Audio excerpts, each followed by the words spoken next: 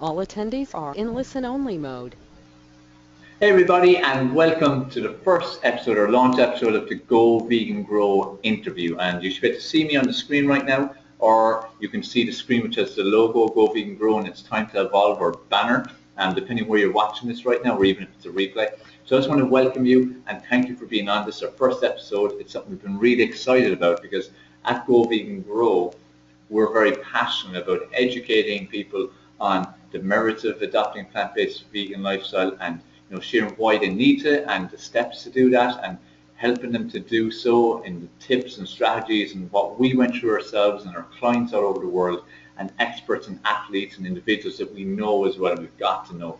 And this is what Go Vegan Grow interviews can be about. It's going to be where we bring you the best of the best people who are passionate about sharing information about adopting a plant-based vegan lifestyle.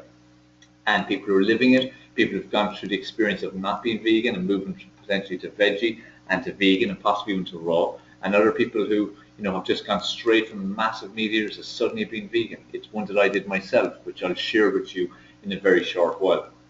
So as I said, we're really passionate about it. This show is about bringing you the information that you need to successfully adopt a plant-based lifestyle, or if you already adopt a plant-based lifestyle and live that way, how to do it better, how to eat better, how to eat healthier, how to be more aware of what to find, depending where you are. We'll have guests on from all over the world. So say, for instance, if you live in New York and you might be aware of where you can get vegan food there, well, we'll have people on who can help you with that. Or if that's a question you pose, we'll answer that as well. So the key thing is that you make use of this.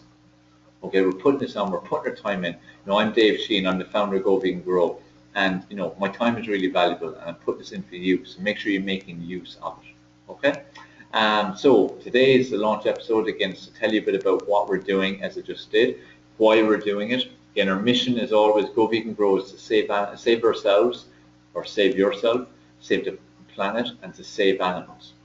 Whatever your reason is, Go Vegan Grow. And it's important that we all play a role in this. If you're already a plant-based person, if you're living that lifestyle, it is crucial that you too impact other people by sharing your own particular journey, sharing your own particular tips, strategies, experiences, challenges, because it's not always going to be rosy. It's not always going to be perfect when you start moving first to plant-based lifestyle, because it's a learning curve.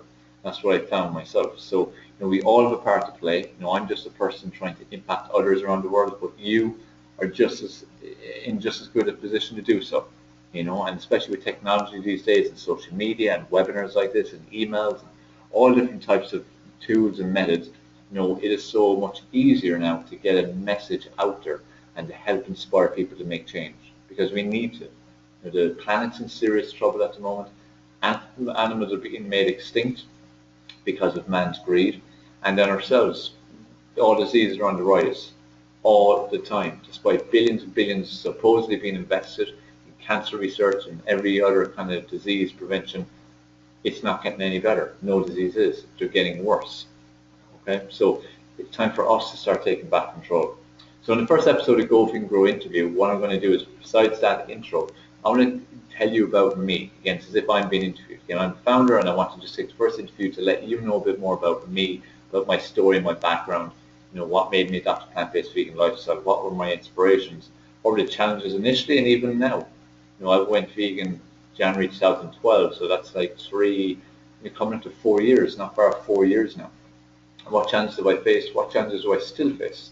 Like, I'm broadcasting this live from our new home in Lanzarote. We moved here, about 5-6 weeks ago. Lanzarote is not quite the most vegan-friendly place you're going to find, but it's a place that will gradually grow in time, especially as more and more vegans come here and live here and change from being meat eater or veggie to vegan. Health stores will become more vegan-friendly, more vegan restaurants. Like recently in the main town here, a vegan-only restaurant opened up. So things are happening and things are going to continue to happen. But it's up to us to help spread the word. Okay, but no matter where you are, whether it be difficult, and there aren't plentiful health stores, or there aren't plentiful restaurants, you play a part in making it happen. Okay? Whereas if you live, for instance, somewhere like Berlin or Los Angeles, or actually even New York, there's quite a lot. It's quite easy to find vegan restaurants and vegan supermarkets, but it doesn't matter. We need to all help to make it more and more and more. Okay, where we previously lived, Liverpool, when I went there over 2 years ago, moved there 2 years ago, there were some vegan places, there were some restaurants with vegan options, there was a couple of kind of vegan, veggie kind of health stores. Now there's a lot more vegan specific health stores, including the Purple Carrot, good friends of ours, so make sure you check that out here in Liverpool, and lots of restaurants, vegan specific restaurants, and so many restaurants now have vegan options, actually even vegan menus. So things are changing, and they're changing fast, and there definitely is a shift, and this is why there's no better time to start spreading the word, because people seem to be ready now. They're ready for the information that they need. So let me tell you about me. Again, I'm Dave Sheahan, plant-based triathlete and founder of Go Vegan Grow. I've been involved in the health, fitness, wellness, high performance industry for the last 20 years. Dedicated my life to it. It's everything I do. It's everything I'm passionate about. I dedicate all day, every day to learning new information, implementing new information, putting new information out there, writing blogs, writing books, creating videos, doing webinars like this, helping people, coaching people, doing what I can to make a difference in people's lives. And since January 2012 in particular, educating people on a plant-based lifestyle and bringing that element into all my other programs as part of my coaching has become something I'm very passionate about.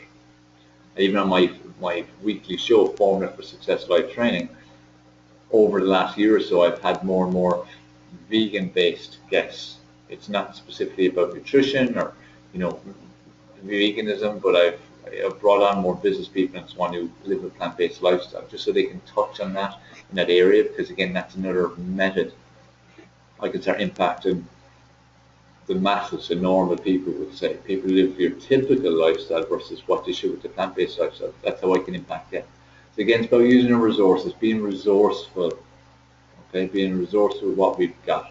So, I said that's me. I'm Dave Sheahan, 20 years in this industry, nearly 4 years as a plant-based vegan triathlete. Wasn't always that way. And when I got into exercising first at the age of 17, I was big into bodybuilding. And that was the main thing I wanted to do, body transformation, bodybuilding. So that meant lots of steak, lots of mince, lots of turkey, lots of chicken, lots of fish, loads of synthetic supplements, including lots of whey. One stage I was using 3 different types of proteins, 3 different types of creatines, and loads of other stuff. I used to spend about 120 quid a week on synthetic supplements, which now I know were not doing me any good. The advantages of taking were probably about that much, versus the toxicity it was creating in my body, plus a lot of placebo effect, which is a factor with a lot of these things. So that's the way I was living, and that's what I was taught. And when you're in bodybuilding, there's no way you can build muscle unless you're eating meat, and tons of meat. Meat needs to be the main part of your diet.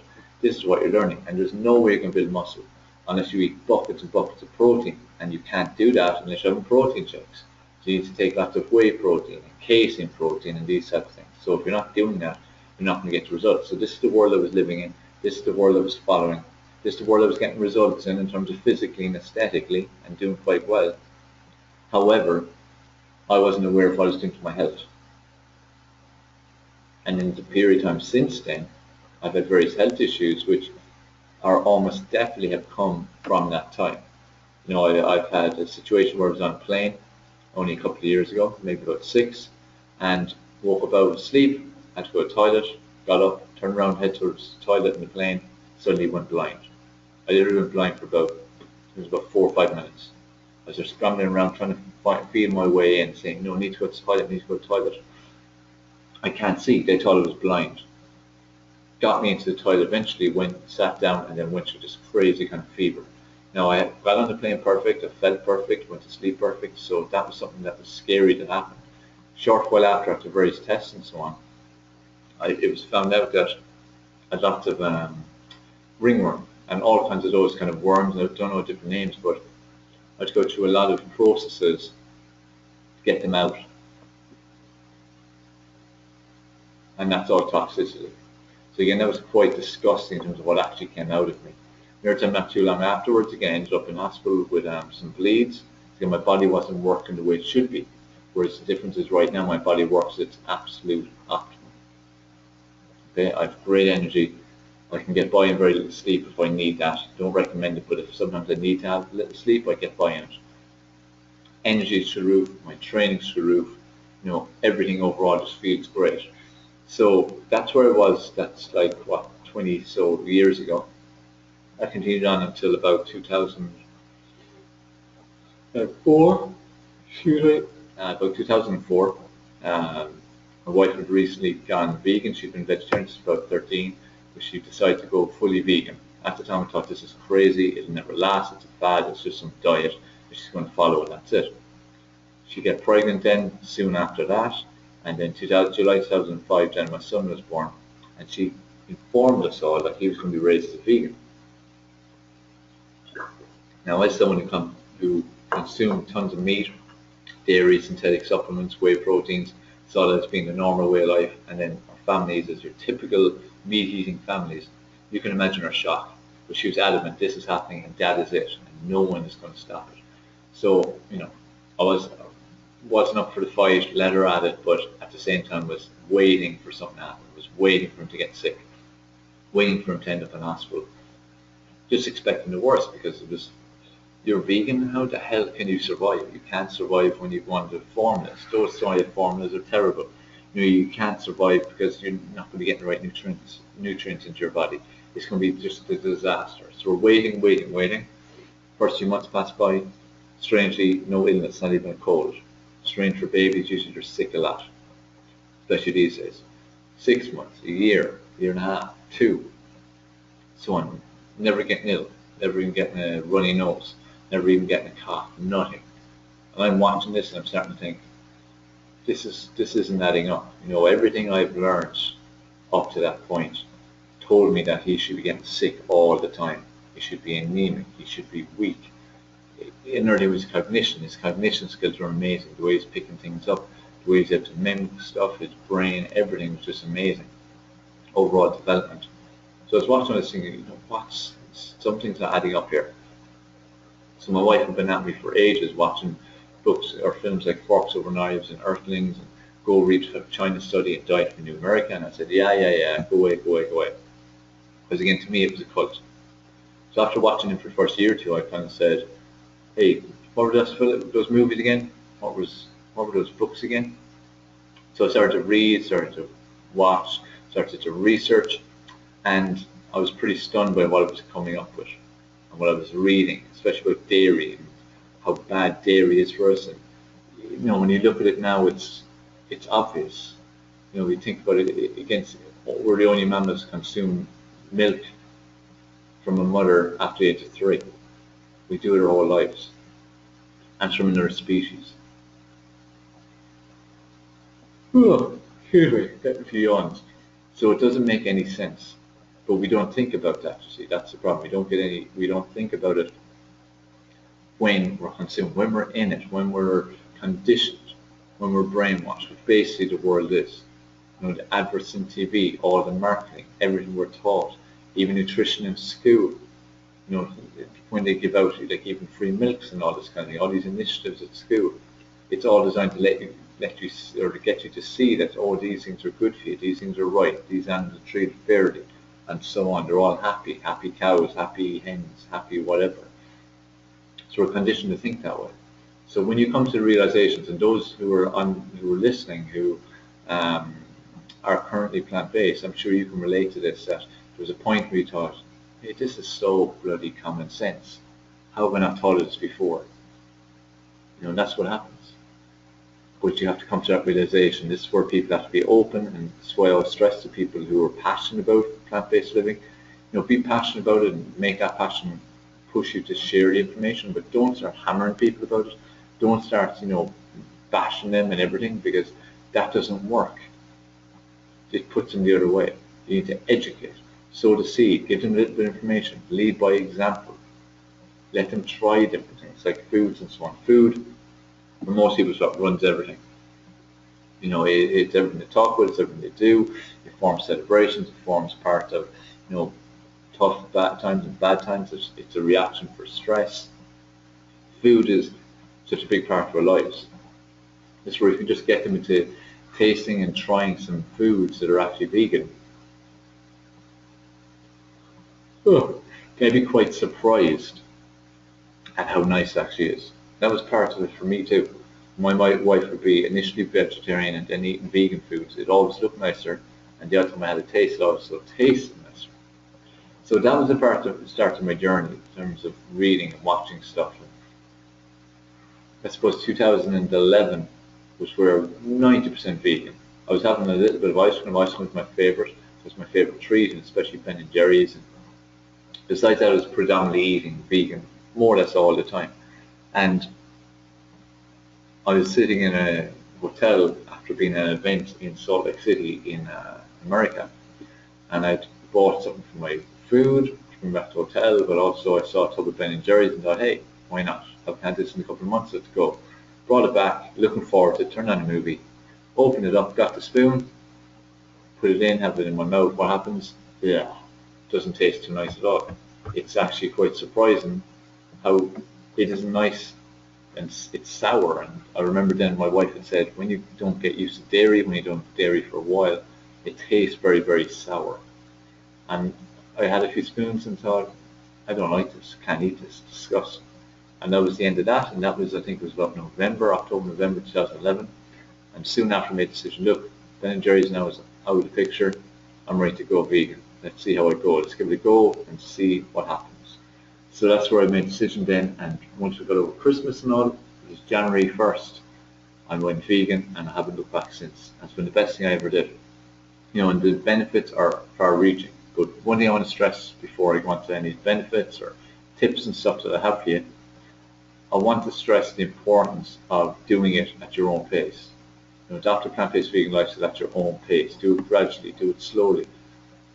You know, do it whatever way will work for you. Like for me, it actually took me 7 years to go from, you know, thinking it was crazy to actually fully adopting a plant-based vegan lifestyle. It took me to see my son raised as a vegan, not getting ill, thriving, and doing so well to make me even look at the books, maybe even look at the movies. So, you know, it's like if I was to start bashing people who are consuming meat right now, I'd be a hypocrite because I went through my own journey. And anyone, unless they're born vegan and raised vegan from birth, doesn't have a right, really, in my opinion, to bash people. Educate people, inform people, and then let them make their own decisions. If someone knows all the information, they're still okay with consuming animals and we're okay with what happens, well, then maybe have a grievance with them. But don't do it when you're in a position where you should be informing and educating. Okay? So don't make it cultish and this unfortunate thing about veganism. That's why it has a bad name already. Because too many people have treated it like a cult. Too many people have, you know, annoyed people by the way they've tried to impress upon them the need to be vegan. Too many people have acted as if they're superior or something just because they have a bit more knowledge. And not even knowledge, it's awareness. It's just that spark became aware. Like for me, I got a spark, but for many, many years it was crazy.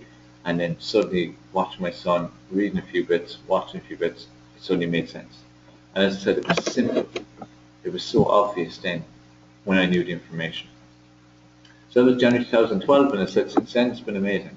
And you know, I felt training for me obviously it's always been a massive thing. Whether I was doing bodybuilding or whether I was doing sports like tennis or football or whether I was doing 10K races or then it went after marathons or then after triathlons. For me, performance was important, even over health. That was one thing that was big for me initially. It was making sense to me in what I read and watched that if I went plant-based, I should get bigger gains in my training.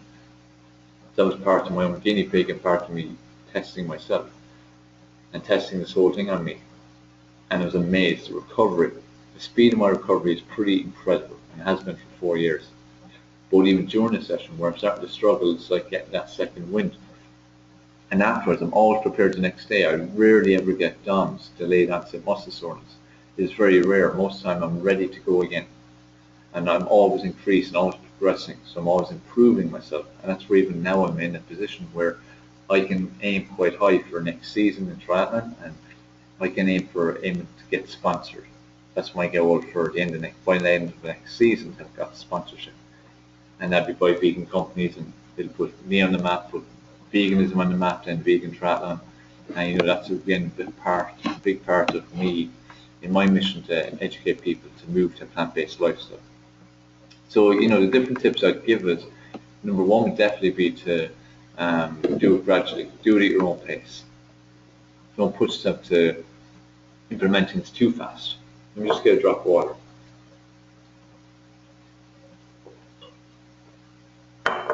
So do it gradually. Each week be better. I think it applies to everything. Some people can do things really fast. Some people can go from consuming meat all day to the following day, 100% vegan and never look back. But most people can't live like that. This is why smokers and people trying to lose weight or get off drugs and stuff like that, it doesn't happen. They do it for a short while, they fall off the wagon. What you need to do and want to do is you want to do things in a gradual way and make it a lifestyle. So make some changes, cut down the dairy, cut out some meat, have a meat-free day, or meat-free meat each week, each day of each week. Something like that. Do something that's going to help you to become more plant-based. Look for alternatives to things like cheese, cream, and milk. Milk is quite easy these days. There's rice milks and oat milks and hemp milks and soya milks and hazelnut milks and coconut milks and everything. There's so many of them, so there's no excuse for not having non-dairy milks these days. Cheese aren't too bad. Look for even some of the meat-free burgers. Some of them aren't too bad. Some of them are quite processed, but some aren't too bad. And like with the processed food situation, for some people they're very much against it. I don't think it's good to have it or have much of them. Definitely over a prolonged period of time. Definitely should be seen as like an occasional or a treat. But at the same time, you're great for transitioning. If you're used to eating sausages and burgers and all that kind of food, you're suddenly going to eat lentils and chickpeas, kidney beans. It's going to be quite a jump. Instead, if you had some meat-free burgers, and these days the meat burgers are quite similar to meat, or you get ones that are like nut cutlets or veggie quarter pounders, something like that. It's not that hard to transition then. You won't even really notice the difference a lot of time in the different burgers and processed foods, like the ice cream. Use a dairy-free ice cream. Again, quite a lot of choices these days. Get more into eating whole foods. The ideal is to be a whole food plant-based. That's what you want to be. You don't want to be consuming much processed food. So I see processed foods, vegan processed foods, being a transitional thing or a treat, one or the other. Okay, it should be long term. All right, so I hope that makes sense. So make sure, as I say, you're doing it gradually, move at your own pace, and don't put too much pressure on yourself. And as you're going through your journey, take note of it, share it. We use social media to share the fact you're on a plant-based lifestyle and you're moving that direction and what it's doing for you and how you're feeling and how your energy is. Share it, make an impact on others just by your journey. And especially then when you are 100% plant-based, share that then as well. Okay? Traveling, people always ask me the question of traveling and vegan restaurants or how to get food if you're just buying snacks and stuff. Main thing to do is do your research. When you decide you're going somewhere, so take if you're going to London or you're going to Atlanta or you're going to Paris, Bordeaux, Milan, wherever, okay? Go online, go to sites like Happy Cow or even just Google and look for vegan and vegan friendly restaurants and you will always find some. Happy Cow is fantastic. It gives you a great list of places that you can go to eat vegan. Exactly where they are, addresses, phone numbers, the whole lot. I'm sure there's apps for phones and everything these days. So plan in advance. Don't go there and be thinking, oh, I can't eat anything. There's nothing to eat. I can only eat bread rolls or I can only get chips all the time. There's loads you can eat, but you just need to find it. And don't go walking the streets searching it when you get there. Do your research in advance. Write down the names of the places. Write down the addresses. Even call them in advance to make bookings, whatever it might be. But do that in advance, okay? Another one would be social occasions like weddings. Again, tell the bride and groom that, you need to get a vegan meal. Obviously, cause there's inconvenience, stuff like that, but, but they'll be fine with it, obviously, because you're their guest, so they want the best for you. And just have a conversation even yourself if you need to with the chef and have the conversation directly. And they should, if they're a decent restaurant, decent hotel, they should make something for you that's worth eating. Okay? Even just give them suggestions. Same if you go out and you're going to a restaurant, with family, friends, or just yourselves. Look for a restaurant say vegan or it's not vegan. Ask them what options they have. Again, they may often ask you what do you like. And if they ask you what you like, give them suggestions. Okay? So the main thing again is, it's using this, it's using your mouth, opening your mouth, and not making excuses. Remember, be the solution versus being the problem, focusing on the problem. Okay, so be the solution. There's always a solution. And as I said a little while ago, the key thing when you adopt a plant-based vegan lifestyle first is you need to be willing to and open to try new foods, experiment with different foods and different recipes. Do that bit more research. It's not as easy as just going down the street into any old restaurant. That isn't the case yet. Hopefully in the near future it will go that way. But right now what you need to do is you need to do your research. You need to take time to do it.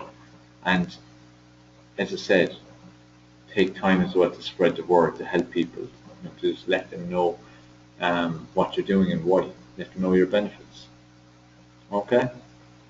So that's about it for the Go Vegan Grow interview. So our first episode. Again, I want to thank you so much for being part of this.